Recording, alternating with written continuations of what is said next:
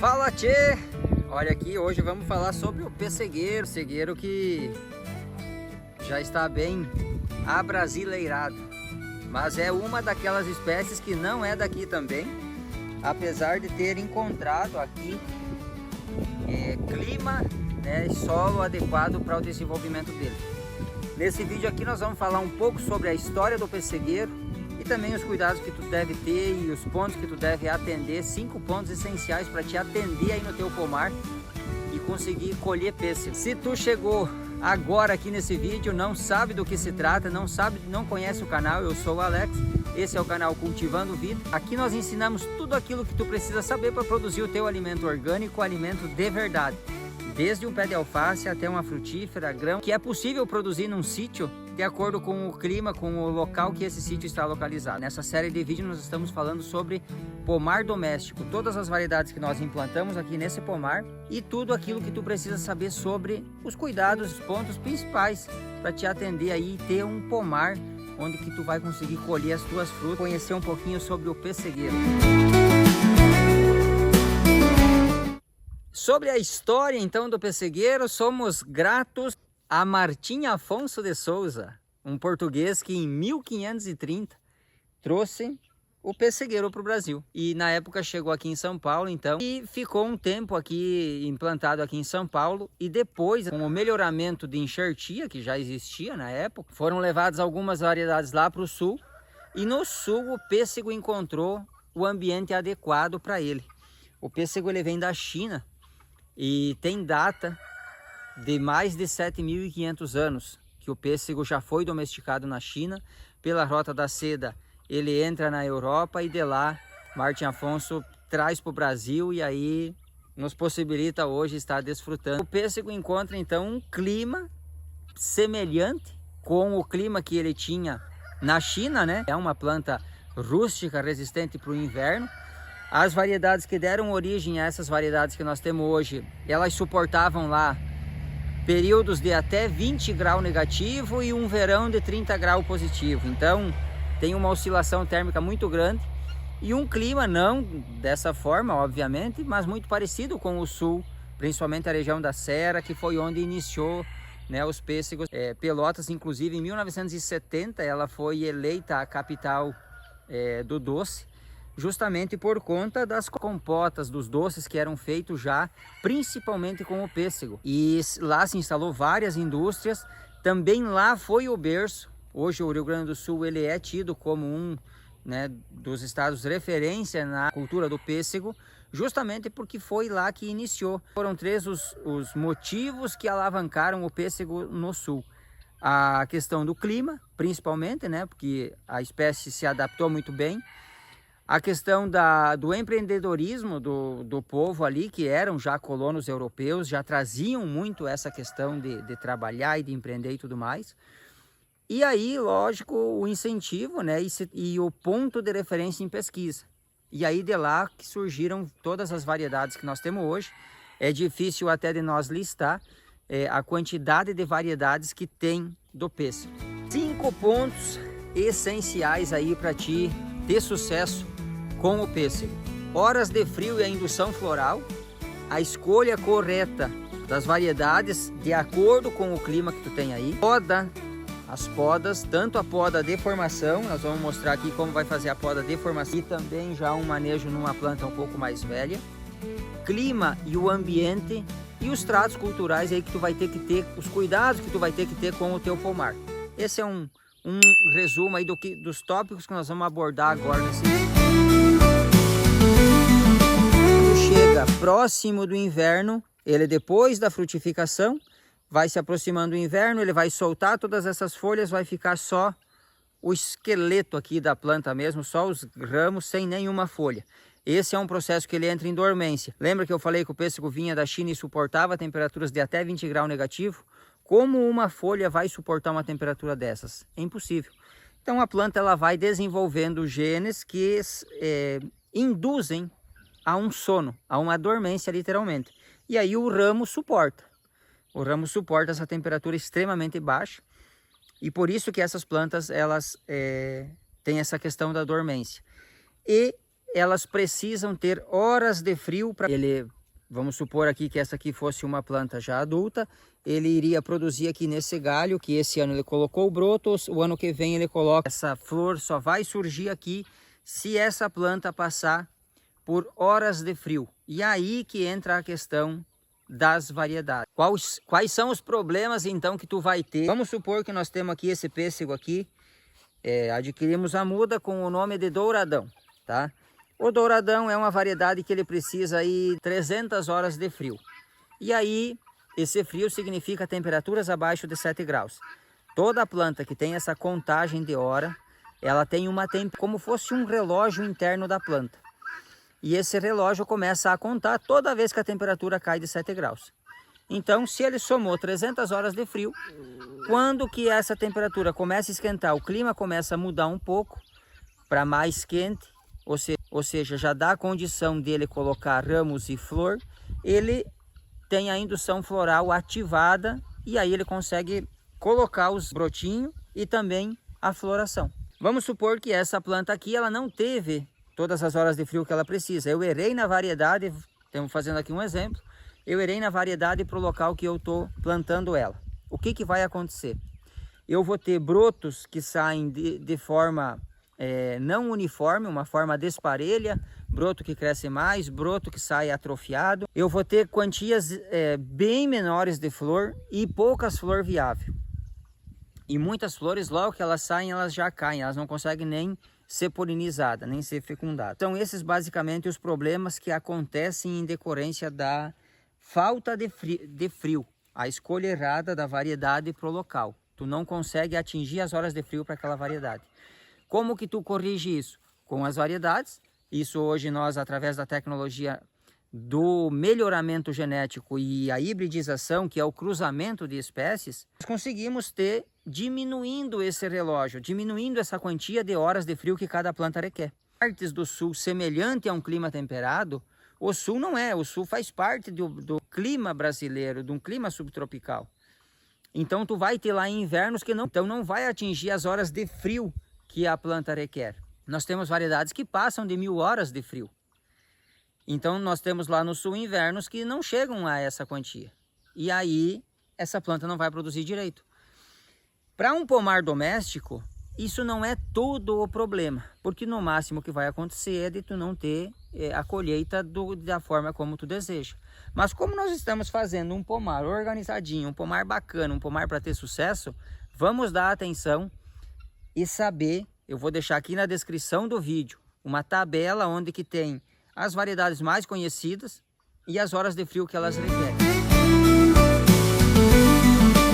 Sobre as variedades, existem aqui 2 pontos que tu deve ficar atento. Enxertada aqui o nome comercial que tu vai encontrar essa espécie, aí tu vai lá e pesquisa no viveiro que tu tem acesso e pesquisa se aquele nome é realmente o nome da espécie, se aquilo está catalogado já em sites oficiais como uma espécie definida ou se é mais local. Não importa, tá? Mas procura saber realmente se aquela espécie é aquela que tu está pesquisando. Tem espécies, eu falei que tem espécies que precisam de mais de 1000 horas, né? E tem variedades que elas precisam de 150 horas.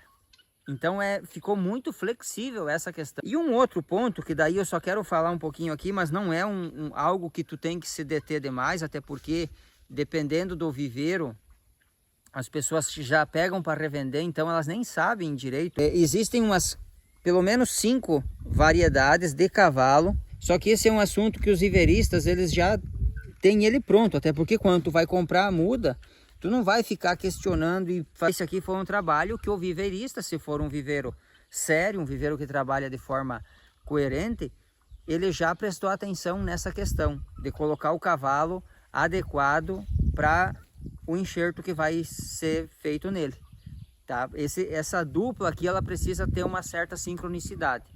E para te resolver essa questão é trabalhar, comprar as mudas de viveiros que tu conheça, de viveiros que tenham uma boa índole, que trabalham de forma honesta e de forma legal. Basicamente sobre essa questão do cavalo é isso daí. Na descrição aqui tem a tabela com a lista das variedades e as horas de frio, o melhor local para te estar plantando ela. Não deixa de conferir lá para te ver as variedades certas aí para o teu espaço. Tem pessoas que reclamaram até nos vídeos anteriores que a planta não estava produzindo. Se é essas plantas que têm contagem de horas, muito provável que está errada a variedade. Uma solução daí nesse caso, se tu não quer, tu tem uma planta já grande e tu não quer perder ela, tu consegue aproveitar muito bem ela, é fazendo enxertos. Aqui foi enxertado um ramo de uma variedade em outra. Aí tu vai pegar um ramo da variedade com um vizinho, com alguém que esteja produzindo, e tu vai enxertar no teu pé aí. Também vai funcionar. Já foi comentado aqui, as podas nós vamos ir fazendo de acordo com o avanço do pomar, nós vamos ir mostrando. Porém, o pessegueiro ele já requer uma poda de formação. É a poda que tu vai fazer no dia que tu plantar ele já. Tu vai encontrar a muda desse formato aqui, ó, tá? Foi cortado o cavalo, feito o enxerto, tá aqui o ramo da variedade que nós adquirimos lá, o douradão.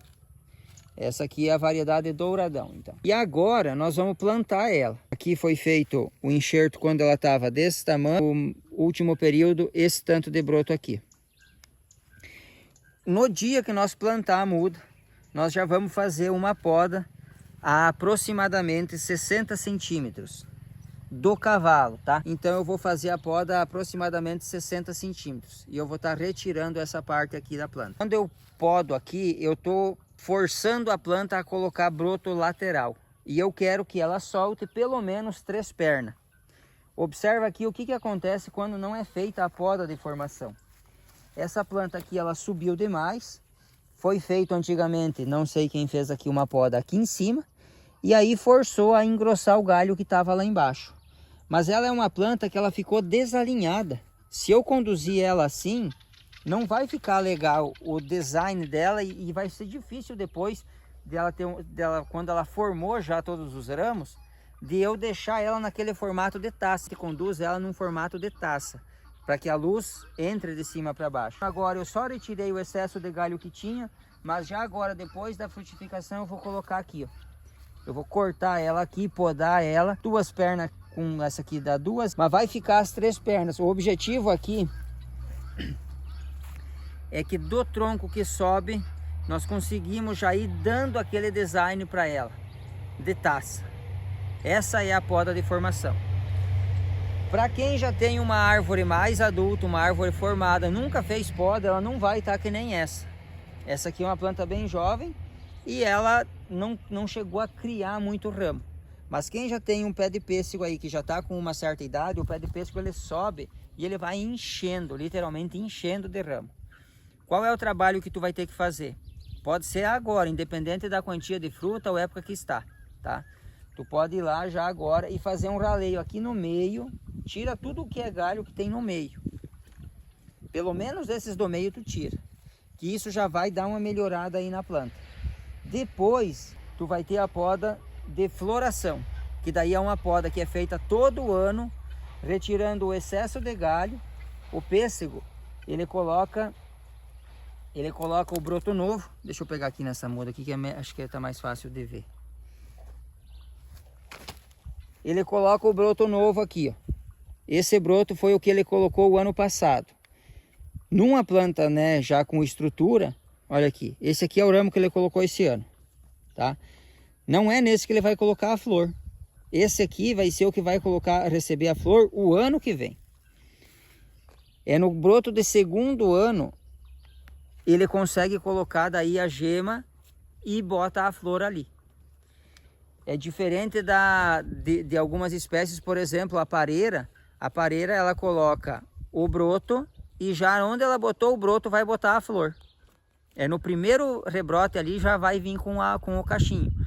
O pêssego não, o pêssego ele colocou esse broto aqui esse ano, o ano que vem é aqui que ele vai colocar o raminho com a flor.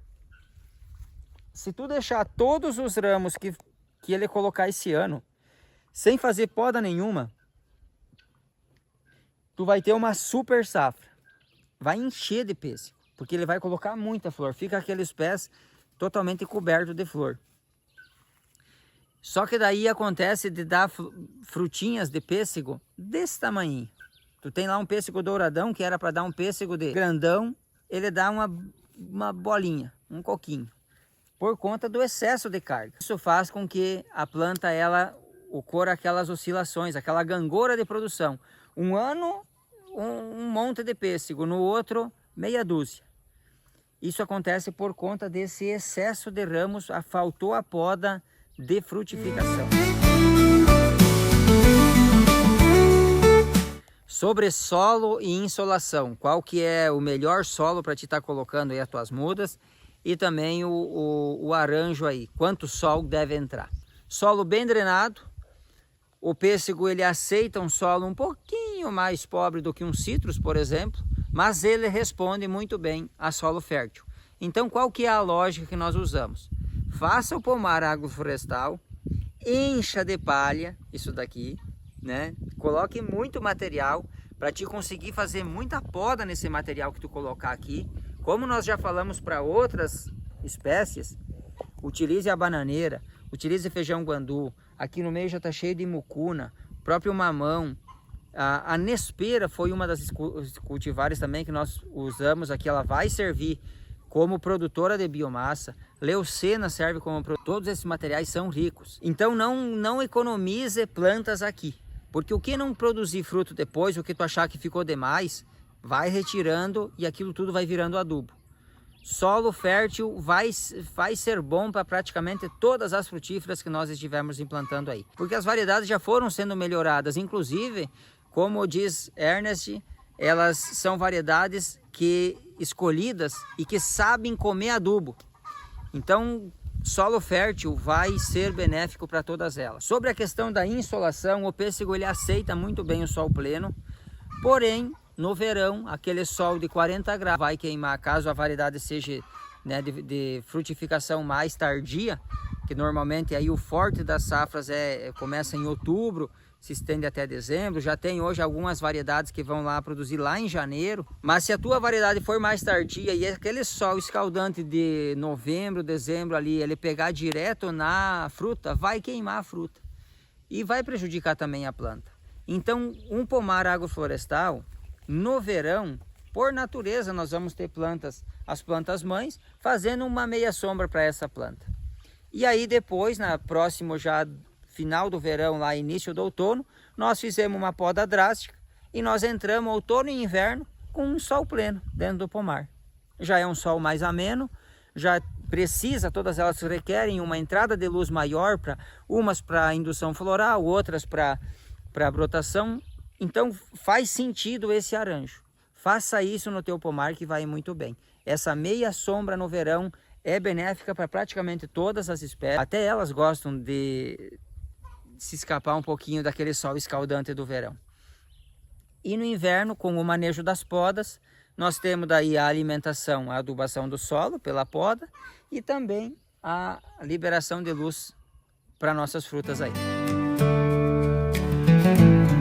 Para plantio, faça o coveamento aí 40 por 40, 40 de fundura. Pode usar também 15 a 20 litros de composto bem compostado para cada planta. Pode colocar elas num espaçamento. Aqui nós colocamos 4 metros de linha por 4 metros entre as filas, né? É um espaçamento bom, já dá uma boa circulação de ar. E tu tem espaço suficiente para produzir biomassa ali. No teu pomar, não deixe de fazer a barreira quebra-vento. Ela é importante. Ela serve como uma fonte de biomassa, uma fonte de poda que tu vai estar utilizando, um material que vai estar vindo para dentro do pomar. E também ela protege do vento. Várias doenças tu consegue aliviar, diminuir com o quebra-vento. Então é importante tu investir nessa estrutura aí. Pode fazer com capiaçu, pode fazer até mesmo com a cana, tu vai ter um caldo de cana ainda para usar aí. O sorgo também ajuda, tu consegue podar ele e tá colocando para dentro. E aí pode ser também cercas vivas, aí vai da tua criatividade. São infinitas as possibilidades que tu pode estar fazendo. Com a bananeira, o arranjo é tu que determina, mas faça essa proteção. Não é para fazer um negócio que fique abafado, mas tu tem que ter uma barreira para diminuir um pouco essa pressão ali do vento. Este foi o nosso vídeo então sobre o pêssego. Espero que vocês tenham aprendido e agora é aplicar lá, né? Assim como a gente está aplicando aqui também, plantando as nossas mudas, formando o nosso pomar, recuperando o pé que está velho, que não foi feito os manejos que tinha que ser feito. Vamos corrigir, vamos produzir alimento saudável, alimento de verdade e tornar esses espaços úteis de fato, né? Se tu gostou do vídeo, curte. Se não gostou, também clica aí no joinha para baixo, pelo menos a gente sabe que tu tá vendo aí. Comenta aqui o que tu vai fazer no teu pomar, que situação que tu tem hoje com relação ao pêssego. Comenta aqui quais as tuas dúvidas com relação ao pêssego, que nós estamos respondendo todas elas, tá bom? Te inscreve no canal e assina o sininho da notificação. Compartilhe esses vídeos aqui, compartilhe a playlist inteira aqui de pomar para aquelas pessoas que estão sem saber como iniciar um pomar. Compartilha, que vai fazer a diferença para elas. Aquelas pessoas que não estão forcejando, tentando de todo jeito produzir um alimento orgânico, um alimento de verdade e não tem sucesso. Compartilha aqui o nosso canal, compartilha os nossos vídeos, que isso vai ajudar essas pessoas a produzirem alimentos de verdade. Valeu, fraterno abraço, nos encontramos no próximo vídeo.